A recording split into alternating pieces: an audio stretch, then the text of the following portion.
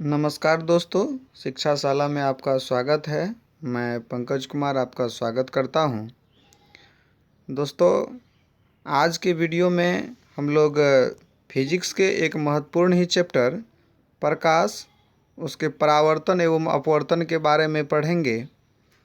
इससे पहले वीडियो में प्रकाश का एक और वीडियो जो है वो अपलोड कर दिया गया है। यदि आप में से कोई उस वीडियो को नहीं देखे हैं तो उस वीडियो को भी ज़रूर देख लीजिएगा, ताकि आने वाले एग्ज़ाम में आपसे कोई भी प्रश्न छूट ना सके। तो चलिए हम लोग आज के इस टॉपिक को शुरू करते हैं।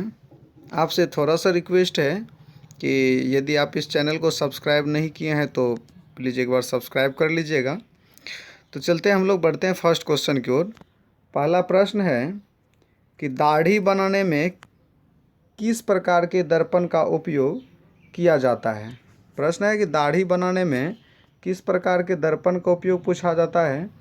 तो दर्पण जो होता है दाढ़ी बनाने में अवतल दर्पण का प्रयोग किया जाता है। इसका प्रयोग इसलिए किया जाता है कि अवतल दर्पण में किसी भी वस्तु का बड़ा प्रतिबिंब बनता है। चलिए नेक्स्ट प्रश्न की ओर बढ़ते हैं। अगला प्रश्न है, गोलीय दर्पण में फोकसांतर एवं वक्रता त्रिज्या के बीच संबंध है। फोकसांतर को जैसा कि हम लोग जानते हैं स्मॉल f से डिनोट करते हैं और वक्रता त्रिज्या को कैपिटल R से डिनोट करते हैं। तो इसके बीच क्या होता है, तो गोलीय दर्पण की फोकसांतर जो होता है वो वक्रता त्रिज्या की आधी होती है, या आप ऐसा भी कह सकते हैं कि वक्रता त्रिज्या फोकस दूरी की दोगुनी होती है, यानी R इक्वल टू 2F दोगुनी फोकस दूरी की दोगुनी, या F इक्वल टू R/2 होता है। तो इसका सही आंसर हो जाएगा, ऑप्शन को देखें तो R इक्वल टू 2F, जो कि ऑप्शन नंबर ए है। तो इस प्रकार से गोलीय दर्पण में फोकसांतर वो वक्रता त्रिज्या के बीच सही संबंध हो जाएगा, R equal to 2F। Next question में बढ़ते हैं। अगला प्रश्न है, अवतल दर्पण में परावर्तन के बाद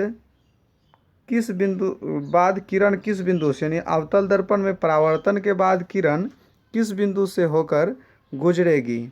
यानी अवतल दर्पण है, इसमें जब कोई किरण परावर्तित होती है तो वह कहाँ से गुजरेगी, तो फोकस होकर के गुजरती है। तो याद रखिएगा, अवतल दर्पण में परावर्तन के बाद किरण किस बिंदु से होकर के गुजरेगी, तो फोकस से होकर के गुजरती है। नेक्स्ट प्रश्न की ओर बढ़ते हैं। अगला प्रश्न है, किसी दर्पण से वस्तु को किसी हो गया, यहाँ पर किस होना चाहिए, नहीं, किसी दर्पण से वस्तु को कहीं भी रखने से वस्तु के बराबर आकार का सीधा प्रतिबिंब, हो गया सीधा प्रतिबिंब बनता है तो दर्पण होगा। यानी वस्तु का सीधा प्रतिबिंब होना चाहिए और बराबर भी होना चाहिए। तो सीधा और बराबर, तो सीधा और बराबर के लिए ऑप्शन है उत्तल दर्पण, बी है अवतल दर्पण, सी है समतल दर्पण और डी है समतल तथा उत्तल। तो सीधा और बराबर के हैं तो वो हो जाएगा समतल दर्पण। इस प्रकार से इस प्रश्न का सही उत्तर हो जाएगा ऑप्शन नंबर सी। नेक्स्ट प्रश्न में बढ़ते हैं। प्रकाश के परावर्तन के कितने नियम है। वेरी वेरी इंपॉर्टेंट है ये दोस्तों, कई बार एग्जाम में पूछा गया है। तो प्रकाश के परावर्तन के कितने नियम हैं, 2 नियम है, तो जान ही रहे होंगे। साथ ही प्रकाश के अपवर्तन के भी 2 नियम हैं। तो याद रखिएगा, परावर्तन के भी और अपवर्तन का भी 2 नियम है। तो परावर्तन और अपवर्तन के 2 नियम हैं। परावर्तन का पहला नियम कहता है कि आपतन कोण परावर्तन कोण के बराबर होता है, और दूसरा नियम कहता है आपतन कोण परावर्तन कोण और अभिलंब तीनों एक ही तल में होते हैं। तो ये भी याद रखिएगा। नेक्स्ट क्वेश्चन में बढ़ते हैं। अगला प्रश्न है, प्रकाश का वर्ण विक्षेपण किस उपकरण से संभव है। प्रकाश के वर्ण विक्षेपण की बात की जा रही है और ये किस उपकरण से संभव है। ऑप्शन ए दर्पण, बी लेंस, सी प्रिज्म, डी कांच की सिल्ली। तो वर्ण विक्षेपण की घटना प्रिज्म से होती है, इसलिए इस प्रश्न का सही उत्तर हो जाएगा प्रिज्म। प्रकाश का वर्ण विक्षेपण किस उपकरण से संभव है, तो प्रिज्म से संभव है। नेक्स्ट प्रश्न की ओर बढ़ते हैं। अगला प्रश्न है, किसी गोलीय दर्पण की वक्रता त्रिज्या 50 सेमी है तो उसकी फोकस दूरी क्या होगी। तो देखते हैं, वक्रता त्रिज्या को हम लोग R से डिनोट करते हैं, वो है 50 दिया हुआ, और फिर कहता है उसकी फोकस दूरी f निकालना। जैसा कि हम लोग ऊपर वाले क्वेश्चन में देखे थे, f equal to r/2, f equal to r/2 करेंगे तो 50/2 हो जाएगा, और 50/2 करेंगे तो उसका वैल्यू हो जाएगा 25। तो इस प्रकार से कह सकते हैं किसी गोलीय दर्पण की वक्रता त्रिज्या 50 cm है तो उसकी फोकस दूरी क्या होगी, 25 cm।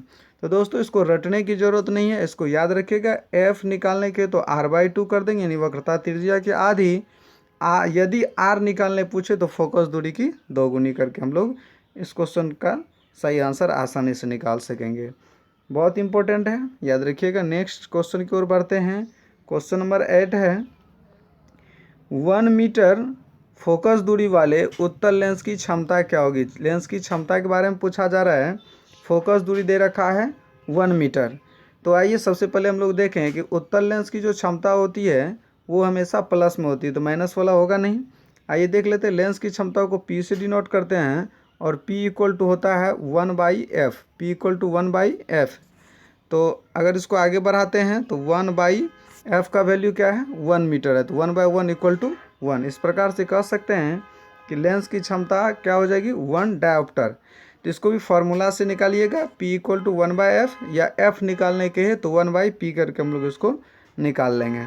तो 1 डायोप्टर हो गया। साथ ही ये भी याद रखना है कि लेंस की क्षमता जो होती है उसका SI मात्रक होता है डायोप्टर, यहाँ से भी याद रख सकते हैं। नेक्स्ट प्रश्न की ओर बढ़ते हैं। प्रश्न है, किसी उत्तल लेंस की फोकस दूरी हमेशा होती है। इससे पहले वाले क्वेश्चन में भी हम लोग देखे थे कि उत्तल लेंस है तो उत्तल लेंस की फोकस दूरी क्या होती है, हमेशा धनात्मक होती है।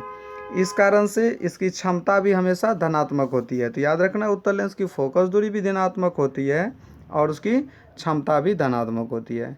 नेक्स्ट प्रश्न, प्रकाश का वेग न्यूनतम होता है। ये देखते हैं। ऑप्शन नंबर ए है निर्वात में, बी कांच में, सी वायु में, डी कांच में। तो प्रकाश का वेग न्यूनतम पूछा जा रहा है, इस चीज़ को देखें। निर्वात में प्रकाश का वेग होता है 3 × 10⁸ मीटर प्रति सेकंड। उसके बाद जल में आते हैं तो जल में होता है 2.5 × 10⁸ मीटर प्रति सेकंड। और वायु और निर्वात दोनों में एक ही होता है। कांच में आते हैं तो ये होता है 2 × 10⁸ मीटर प्रति सेकंड।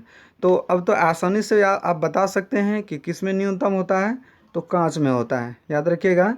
तो प्रकाश का वेग न्यूनतम किस में होता है, कांच में होता है। अधिकतम किस में होता है, तो अधिकतम के लिए 2 ऑप्शन सही हो जाएगा, निर्वात और वायु। जल में क्या होता है, याद रखिएगा, जल का बूंद ड्रॉप गिरता है, बूंद गिरता है तो बूंद वाला यानी बिंदा वाला हो जाएगा 2.5। तो इस प्रकार से आप याद रख सकते हैं। तो इस क्वेश्चन का सही आंसर हो जाएगा आपका ऑप्शन नंबर डी। नेक्स्ट प्रश्न में बढ़ते हैं। निम्न में कौन सा पदार्थ लेंस बनाने में प्रयुक्त नहीं किया जाता है। कई बार पूछा गया है, ये लेंस बनाने में प्रयुक्त नहीं किया जाता है। यहाँ देखिए, नहीं किया जाता है जल, कांच, मिट्टी, प्लास्टिक। तो ये तो सीधा दिख रहा है कि मिट्टी का प्रयोग लेंस बनाने में कभी नहीं किया जा सकता है। नेक्स्ट प्रश्न है 12 में आते हैं हम लोग। प्रश्न है कि सूर्य की प्रकाश धरती तक पहुंचने में लगभग कितना समय लगता है। तो सूर्य की प्रकाश की बात करें, ऑप्शन नंबर ए है 4.2 सेकंड, बी है 4.8 सेकंड, सी 8.5 मिनट और डी है 3.6 घंटे। तो सूर्य की प्रकाश को धरती तक पहुंचने में यानी पृथ्वी तक पहुंचने में 8.5 मिनट का लगभग समय लगता है। तो इस प्रश्न का सही उत्तर हो जाएगा ऑप्शन नंबर सी, 8.5 मिनट। इसको कहीं कहीं आपको 8 मिनट 30 सेकंड भी लिखा हुआ मिल सकता है, तो इसको भी याद रखिएगा। 8 मिनट 30 सेकंड भी ऑप्शन दिखे तो 8 मिनट 30 सेकंड हो जाएगा। नेक्स्ट प्रश्न की ओर बढ़ते हैं। अगला है प्रकाश की गति है। अभी ऊपर हम लोग चर्चा की थी प्रकाश की गति, कुछ नहीं दिया हुआ, तो इसका मतलब हम लोग मान लेंगे कि निर्वात में पूछा जा रहा है। प्रकाश की गति निर्वात में पूछा जा रहा है। 9 × 10⁻² मीटर प्रति सेकंड, 3 × 10⁻11 मीटर प्रति सेकंड, 3 × 10⁸ मीटर प्रति सेकंड और 2 × 10⁻4 मीटर प्रति सेकंड। तो प्रकाश की गति है निर्वात में 3 × 10⁸ मीटर प्रति सेकंड। इस प्रकार से इस प्रश्न का सही उत्तर हो जाएगा ऑप्शन नंबर सी। नेक्स्ट प्रश्न में बढ़ते हैं। काल्पनिक प्रतिबिंब होता है। काल्पनिक प्रतिबिंब क्या होता है, तो काल्पनिक प्रतिबिंब होता है हमेशा सीधा। याद रखिए, काल्पनिक प्रतिबिंब हमेशा सीधा होता है। तो इस प्रकार से इस प्रश्न का सही आंसर हो जाएगा ऑप्शन नंबर ए। नेक्स्ट प्रश्न में बढ़ते हैं। प्रश्न है पूर्ण सूर्य ग्रहण अधिकतम समय, पूर्ण सूर्य ग्रहण का अधिकतम समय क्या होता है? अभी जैसा कि आप लोग देखें कि सबसे लंबा इस 2020 का सबसे लंबा सूर्य ग्रहण जो कि 21 जून को देखने को मिला, तो कह सकते हैं कि सूर्य ग्रहण का जो अधिकतम समय होता है वो क्या होता है? Option number A 250 second, B 460 second, C 500 second और डी है 600 सेकेंड। तो पूर्ण सूर्य ग्रहण का अधिकतम समय होता है 460 सेकेंड। इस प्रकार से इस प्रश्न का सही उत्तर हो जाएगा ऑप्शन नंबर बी। नेक्स्ट प्रश्न में बढ़ते हैं। जब सूर्य ग्रहण होता है, सूर्य ग्रहण तब होता है जब, याद रखिएगा सूर्य ग्रहण से रिलेटेड प्रश्न पूछा जा रहा है, बहुत ज़्यादा इम्पोर्टेंट है ये परीक्षा के दृष्टिकोण से भी, और जानकारी तो होना ही चाहिए कि सूर्य ग्रहण कब होता है, क्योंकि अभी सूर्य ग्रहण हुआ है तो जान ही रहेंगे। ऑप्शन नंबर ए चंद्रमा बीच में हो, बी पृथ्वी बीच में हो, सी सूर्य बीच में हो, डी इनमें से कोई नहीं। याद रखिए सबसे पहले तो पृथ्वी की बात करें तो पृथ्वी पर तो हम लोग रहते हैं, तो पृथ्वी तो बीच में हो नहीं सकती। पृथ्वी कहाँ होगी हमेशा? तो नीचे होगी। और ऊपर में होगा, सूर्य में ग्रहण लगेगा तो ऊपर में सूर्य आ जाएगा, और बीच में क्या आ जाएगा? मून आ जाएगा, यानी चंद्रमा आ जाएगा। तो कह सकते हैं कि सूर्य ग्रहण तब होता है जब चंद्रमा बीच में हो। इसमें क्या होता है कि सूर्य की प्रकाश जो पृथ्वी तक आना चाहिए, बीच में चंद्रमा के आ जाने के कारण चंद्रमा उसके कुछ भाग को, आंशिक भाग कहिए या कुछ अधिकांश भाग को ढक लेता है, जो कि पृथ्वी से सीधा नहीं दिख पाता है, और उसी को ग्रहण के नाम से जाना जाता है। तो सूर्य ग्रहण में क्या हो जाता है कि सूर्य और पृथ्वी के बीच चंद्रमा आ जाता है। एक होता है चंद्र ग्रहण। चंद्र ग्रहण में क्या होता है कि पृथ्वी और चंद्रमा के बीच सूर्य आ जाता है, ये भी याद रखिएगा। नेक्स्ट है चंद्र ग्रहण कब घटित होता है? तो चंद्र ग्रहण कब होता है? चंद्र ग्रहण कब घटित होता है? तो सूर्य ग्रहण में हम लोग देखे थे, अभी चंद्र ग्रहण को देखते हैं। चंद्र ग्रहण जो है अमावस्या के दिन, बी पूर्णिमा के दिन, सी अर्धचंद्र के दिन, डी अमावस्या एवं पूर्णिमा के दिन।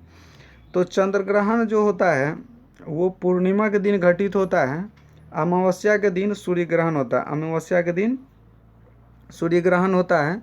तो इस प्रकार से आप याद रख सकते हैं चंद्र ग्रहण किस दिन घटित होता है, तो पूर्णिमा के दिन चंद्र ग्रहण घटित होता है। इस चीज़ को आप याद रखिएगा। चलिए नेक्स्ट प्रश्न की ओर बढ़ते हैं। अगला प्रश्न है सूर्य ग्रहण कब होता है? अभी तुरंत हम लोग चर्चा किए थे सूर्य ग्रहण के बारे में। तो सूर्य ग्रहण कब घटित होता है? तो सूर्य ग्रहण ऑप्शन नंबर ए प्रतिपदा यानी अमावस्या। देखिए ऑप्शन में कभी कभी प्रतिपदा दे देगा, तो ध्यान से समझना है। बी है पूर्णिमा को, सी किसी भी दिन, डी चतुर्थांश चंद्रमा के दिन। तो सूर्य ग्रहण घटित होता है अमावस्या के दिन। सूर्य ग्रहण किस दिन? अमावस्या के दिन, जिसको हम लोग प्रतिपदा के नाम से भी जानते हैं। तो सूर्य ग्रहण अमावस्या यानी प्रतिपदा के दिन घटित होता है। नेक्स्ट अगला प्रश्न है किस गुण के कारण पानी से भरी बर्तन में डुबोई गई छड़ी मुड़ी हुई प्रतीत होती है? तो छड़ी का मुड़ना, मान लीजिए कि ये कोई बर्तन है, इसमें पानी भरा हुआ है, इसमें कोई छड़ी डालते हैं तो वो हल्का टेढ़ी मुड़ी हुई और छोटी प्रतीत होती है। याद रखिए मुड़ी हुई प्रतीत होती है, साथ ही छोटी प्रतीत होती है। किसके कारण? ऑप्शन नंबर ए विवर्तन, बी प्रकीर्णन, सी अपवर्तन, डी उत्प्लावन। तो उत्प्लावन से तो यहाँ कोई लेना देना है नहीं, तो इसका सही आंसर हो जाएगा अपवर्तन। यानी प्रकाश के अपवर्तन के कारण ही पानी से भरी बर्तन में जब कोई छड़ी को डुबाई जाती है तो वो टेढ़ी प्रतीत होती है, साथ ही कुछ छोटी भी प्रतीत होती है। नेक्स्ट प्रश्न की ओर बढ़ते हैं। 20 नंबर क्वेश्चन है किस दर्पण में वस्तु का हमेशा छोटा प्रतिबिंब बनता है? इस चीज़ पर देखिए कि छोटा नहीं कहा जा रहा है, हमेशा छोटा बनता है। ऑप्शन नंबर ए समतल दर्पण, बी है उत्तल दर्पण, सी है अवतल दर्पण, डी है इनमें से कोई नहीं। तो हमेशा छोटा की बात करें तो वो हो जाएगा उत्तल दर्पण, यानी उत्तल दर्पण में हमेशा छोटा प्रतिबिंब बनता है। तो उत्तल दर्पण को याद रखना है, छोटा प्रतिबिंब बनता है उत्तल दर्पण में। नेक्स्ट प्रश्न में बढ़ते हैं। प्रश्न है 4 डायोप्टर क्षमता वाले अवतल लेंस की फोकस दूरी क्या होगी? 4 डायोप्टर क्षमता है, यानी जो इसका क्षमता दिया हुआ है 4 डायोप्टर। अभी हम लोग एक फार्मूला देखे थे, तो फोकस दूरी निकालना है। तो फोकस दूरी के लिए एफ इक्वल टू क्या हो जाता है? Formula 1/p। लेंस की क्षमता को हम लोग पी से डिनोट करते हैं, पी का वैल्यू दिया है, यानी हम लोग करें 1/p का वैल्यू 100 करें, और ये चूँकि मीटर में होता है, सॉरी p 4 यहाँ पर दिया हुआ है, p का वैल्यू जो है वो 4 दिया हुआ है, 4 करें, और ये चूँकि मीटर में होता है इसको सेंटीमीटर में बटन बदलने के लिए ऊपर में 100 से गुना करेंगे, तो 4 से ये 25 बार में कट जाएगा। इस प्रकार से 25 × 1 तो क्या हो जाएगा 25 सेंटीमीटर, ठीक है। लेकिन जब ये मीटर में कहेगा तो 0.25 मीटर हो जाएगा। तो याद रखिएगा, लेंस की क्षमता निकालने के लिए फोकस दूरी का मीटर में होना आवश्यक है। यदि ना रहे तो हम लोग उसको मीटर में बटे 100 करके चेंज कर लेंगे। नेक्स्ट प्रश्न की ओर बढ़ते हैं। अगला प्रश्न है, चटका हुआ कांच चटकीला प्रतीत होता है, इसका क्या कांच है? यानी कांच जब में कोई ठोकर लगती है वो कांच चटक जाता है और वो चटकीला प्रतीत होता है, इसका कारण क्या है? ऑप्शन नंबर ए अपवर्तन के कारण, बी परावर्तन के कारण, सी व्यतिकरण के कारण, डी पूर्ण आंतरिक परावर्तन के कारण। तो कांच जब चटक जाती है तो उस चटकीला प्रतीत होता है, इसका कारण ये है कि टूटा हुआ प्रत्येक भाग एक प्रिज्म का काम करने लगता है। याद रखिए, टूटा हुआ प्रत्येक भाग एक प्रिज्म का काम करने लगता है और पूर्ण आंतरिक परावर्तन के कारण चटकीला प्रतीत होता है। नेक्स्ट प्रश्न की ओर बढ़ते हैं। किस दर्पण से वस्तु का बड़ा प्रतिबिंब बनता है? वस्तु का बड़ा प्रतिबिंब कहा जा रहा है। ऑप्शन नंबर ए समतल, बी उत्तल, सी अवतल, डी इनमें से कोई नहीं। तो वस्तु का बड़ा प्रतिबिंब, इससे फर्स्ट वाले क्वेश्चन में हम लोग पढ़े थे, दाढ़ी बनाने में जो हजामती कार्य में प्रयोग होता था। अवतल दर्पण में बड़ा प्रतिबिंब बनता है, समतल में बराबर बनता है और उत्तल में छोटा प्रतिबिंब बनता है। नेक्स्ट प्रश्न की ओर बढ़ते हैं। अगला प्रश्न है, जब प्रकाश की किरण हवा से कांच में प्रवेश करती है तो मुड़ जाती है, इसका क्या कारण? तो मुड़ जाती है, इसका क्या कारण है? याद रखिएगा कि प्रकाश किरण हवा से कांच में, अब यहाँ पर ये देखना पड़ेगा कि प्रकाश का अपवर्तन ये दो माध्यम के लिए होता है, एक होता है विरल माध्यम और होता है सघन माध्यम। तो हवा के बनिस्पत कांच जो है, यदि हम लोग इधर देखें, इधर हवा है और उधर कांच है, तो हवा से जब कांच में प्रवेश करेगी तो कांच एक सघन माध्यम होगा, यहाँ कहीं अभिलंब डालेंगे तो क्या हो जाएगा, अभिलंब की ओर मुड़ जाएगी। याद रखिएगा, विरल से सघन में जाते तो अभिलंब की ओर मुड़ती, यानी अभिलंब का निकट। तो क्या हो गया, हवा से कांच में प्रवेश करेगी तो अभिलंब के निकट हो जाएगी। नेक्स्ट प्रश्न, फोटोग्राफी कैमरा का अभिदृश्यक होता है। फोटोग्राफी कैमरा का अभिदृश्यक क्या होता है? ऑप्शन नंबर ए उत्तल लेंस, बी अवतल लेंस, सी उत्तल दर्पण, डी अवतल दर्पण। तो फोटोग्राफी कैमरा का जो अभिदृश्यक होता है वो होता है उत्तल लेंस का। तो इस प्रकार से इस प्रश्न का सही आंसर है ए, ऑप्शन नंबर ए सही आंसर है, उत्तल लेंस। दोस्तों, इस वीडियो में टोटल 35 क्वेश्चन किया गया है। इससे पहले वाले वीडियो में जो है वो 25 क्वेश्चन को उसमें किया गया था। तो ये 35 क्वेश्चन जो है वो काफ़ी इंपॉर्टेंट है, तो इसको बढ़िया से देखिएगा, बढ़िया समझने का प्रयास कीजिएगा। और यदि कोई परेशानी होती है, कुछ हो, तो आप ज़रूर हमको कमेंट में लिखा कीजिए, अच्छा लगेगा। आप लोगों का जब कोई पॉजिटिव रिस्पांस मिलता है तो अच्छा लगता है और थोड़ा सा बल मिलता है वीडियो बनाने के लिए। नेक्स्ट प्रश्न में बढ़ते हैं। अगला प्रश्न है, साइड मिरर के रूप में प्रयुक्त होता है। बहुत इम्पोर्टेंट है। साइड मिरर के रूप में इसको पृष्ठदर्शी या पश्चदृश्यदर्शी दर्पण भी कहा जाता है। तो पृष्ठदर्शी दर्पण कहिए या साइड मिरर कहिए, इंग्लिश टर्म में साइड मिरर कहते हैं, रूप में प्रयुक्त होता है। ऑप्शन नंबर ए उत्तल लेंस, बी अवतल लेंस, सी उत्तल दर्पण, डी अवतल दर्पण। तो क्या होगा, लेंस का प्रयोग तो कभी मिरर के रूप में हो नहीं सकता, क्योंकि हम मिरर कर रहे हैं तो लेंस तो पहले हम लोग काट देंगे। अब आ जाता है उत्तल दर्पण और अवतल दर्पण। तो उत्तल में क्या होता है, वस्तु का छोटा एवं सीधा प्रतिबिंब बनता है। यही कारण है कि साइड मिरर के रूप में उत्तल दर्पण का प्रयोग किया जाता है, छोटा और सीधा, ताकि कम जगह में ज़्यादा चीज़ को देखा जा सके। नेक्स्ट प्रश्न 27 में आते हैं।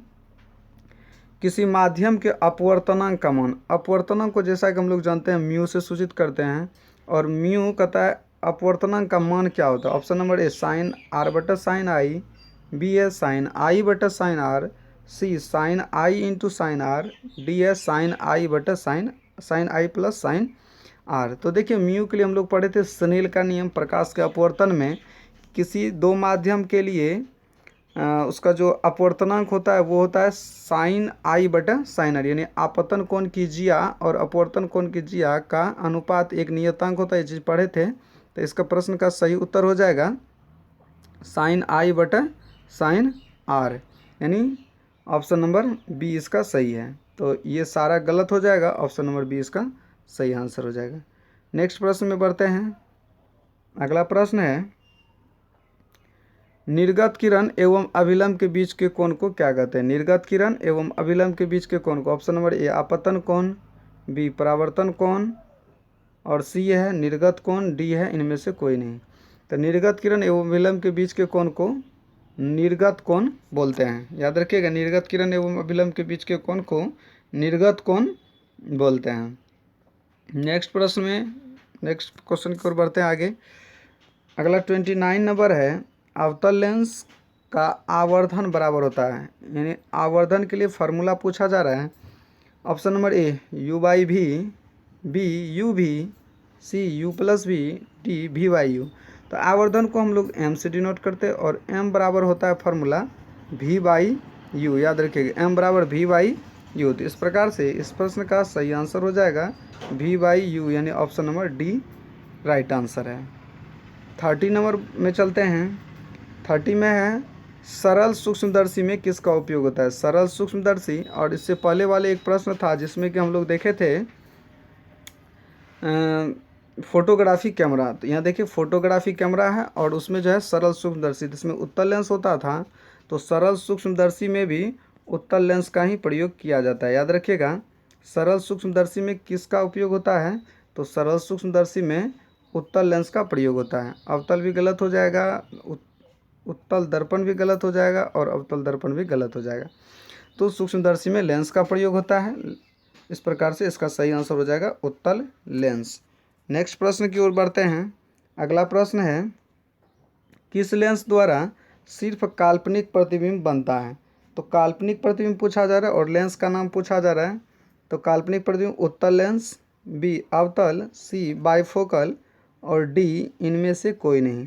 तो काल्पनिक प्रतिबिंब जो बनता है वो होता है अवतल लेंस में। याद रखिएगा, काल्पनिक प्रतिबिंब अवतल लेंस में बनता है। इस प्रकार से इस प्रश्न का सही उत्तर हो जाएगा ऑप्शन नंबर बी। नेक्स्ट प्रश्न में बढ़ते हैं। लेंस में मुख्य फोकस की संख्या कितनी होती है? तो लेंस में मुख्य फोकस पूछा जा रहा है, कितना फोकस होता है? 1, 2, 3, 4, सब तो जान ही रहेंगे, एकदम इजी क्वेश्चन है। तो लेंस में मुख्य फोकस की संख्या 2 होती है, जिसको एक को हम लोग f और इसको f डैश से डिनोट करते हैं। नेक्स्ट अगला प्रश्न है 33, सर्च लाइट का परावर्तक सतह। सर्च लाइट जो होता है उसका परावर्तक सतह कैसा होता है? तो ऑप्शन नंबर ए उत्तल लेंस, बी अवतल लेंस, सी उत्तल दर्पण, डी अवतल दर्पण। देखिए परावर्तक सतह की बात की जा रही है, तो सतह के रूप में कभी भी लेंस का प्रयोग नहीं हो सकता। सतह के रूप में कभी भी लेंस का प्रयोग नहीं हो सकता। और सर्च लाइट का काम क्या है कि रोशनी को फैलाना। क्या करना? रोशनी को फैलाना। तो फैलाने का काम जो होता है वो करता है अवतल दर्पण। तो सर्च लाइट का परावर्तक सतह होता है अवतल दर्पण का। ठीक है। नेक्स्ट प्रश्न में बढ़ते हैं। लेंस की क्षमता का मात्रक। देखिए यहाँ पर एक क्वेश्चन आएगा, लेंस की क्षमता का मात्रक। बहुत बच्चे जान रहे होंगे कि सर जी लेंस की क्षमता का मात्रक तो डायोप्टर होता है। हाँ सही बात भी है, डायोप्टर होता है। ठीक है, लेंस की क्षमता का डायोप्टर, जिसको डी से डिनोट करते हैं। ऑप्शन नंबर ए है सीएम, बी है सीएम इनवर्स, सी है मीटर इनवर्स, डी है मीटर। तो लेंस की क्षमता जब हम लोग पी निकालते हैं तो 1/f करते हैं, हम लोग चर्चा किए थे। और f हमेशा किस में होना चाहिए? मीटर में होना चाहिए। तो इस प्रकार से मीटर को अगर ऊपर ले जाएंगे तो क्या हो जाएगा? Metre inverse. तो इस प्रकार से सही आंसर हो जाएगा ऑप्शन नंबर सी, लेंस की क्षमता का मात्रक मीटर इनवर्स।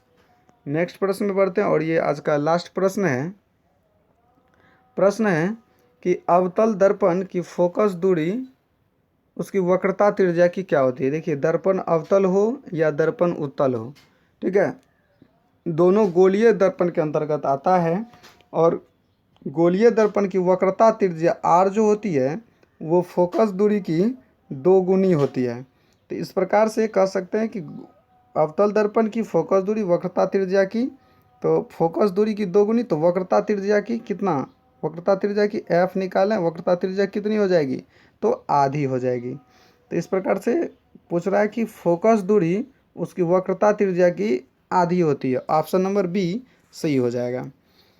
तो दोस्तों ये था आज का 35 इम्पोर्टेंट क्वेश्चन। तो उम्मीद करते हैं कि ये प्रश्न आपको बेहतर से समझ में आया होगा और इसका रिवीजन जो आप लोग ज़रूर कर लीजिएगा, ताकि इससे संबंधित जो भी प्रश्न परीक्षा में पूछे जाए तो वो छूट ना सके। और हम लोग मिलेंगे अब नेक्स्ट वीडियो में दोस्तों। तब तक के लिए आप लोगों को बहुत बहुत धन्यवाद।